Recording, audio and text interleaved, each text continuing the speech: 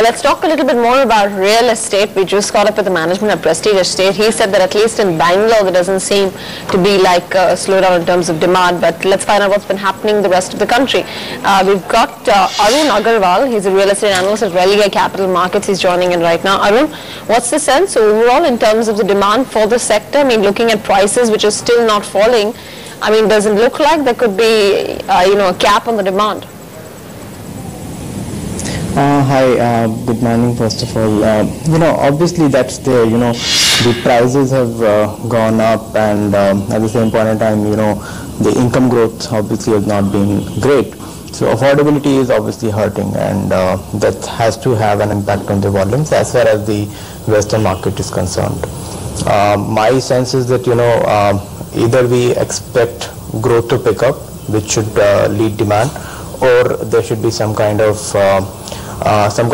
correction in affordability, maybe in the form of some kind of discounts available in the market, or new projects being launched at a lower ticket size. And I guess that's the only way out for volumes to improve from here onwards. Is this do you see this pressure only in specific markets or specific cities, or it's all around? Frankly, the last year was pretty good for Bangalore. Gurgaon did pretty well versus the expectation. The weak volumes were specifically into Mumbai and the Western markets, and precisely because there were not many launches which were happening, and prices were really very high. Here onwards, I guess Gurgaon has seen a pretty good run up in prices, and it is reaching that tough affordability kind of a scenario. So I would expect Gurgaon to also start showing some kind of moderation in volumes. Bangalore, on the other hand, is a different story. The prices have not gone up significantly higher. Obviously, it's higher led by inflation and other things, but the affordability is much better there. But at the same point in time, the 2 years have been pretty good for Bangalore city, and you have to see some respite from the kind of sales that has happened. So I would expect some kind of moderation and growth in volumes in that city as well. Okay, got that. Arun, good morning. Prashant here. I just want to talk about real estate in the context of HDIL, right? So funding squeeze. We've seen defaults from other companies as well in the past. Over the last few years or so. We've been talking about this funding squeeze for a while, that developers will get to a situation where they would have no choice left but to actually sell property and inventory at much lower levels. Do you see that happening?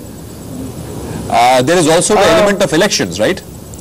State elections and general elections as well. What happens to property and property prices say around that time?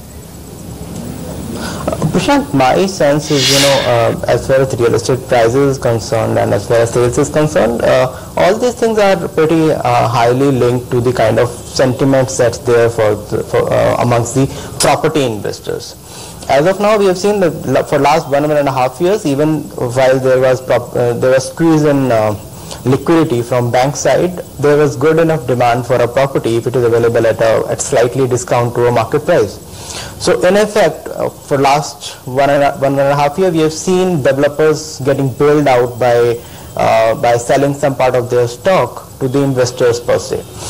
My sense is that this would remain the way it is till the time there is a macro shock, or there is some kind of a concern amongst the investors, and hence that particular option to the builders gets stopped.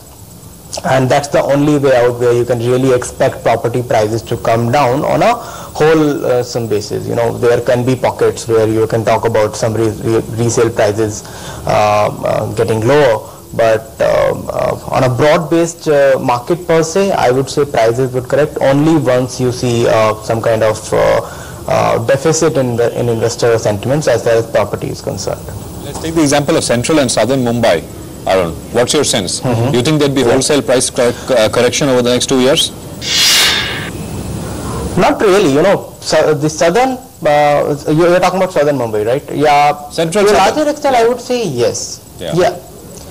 I would say yes. See, the supply has come up pretty strongly. And my sense is that most of the sales is to investors. Okay, there might not be speculations, but yeah, there is a good element of investors who are there. So if you are not really expecting growth to pick up in the next 1.5 years, obviously there runs a risk of loss in those investments. Obviously, may it be time value related, or if it's a worse situation, on an absolute basis as well. Yes. Got that. Arun, thanks very much for your time. Great to have you here with us. Good chatting as always. Thanks, Arun Aggarwal at Religare Capital Markets, Real Estate in Focus. That's a wrap here in this edition of Opening Fire. Nifty is up 6 points or so. Thanks for watching. Profit fundamentals comes up next.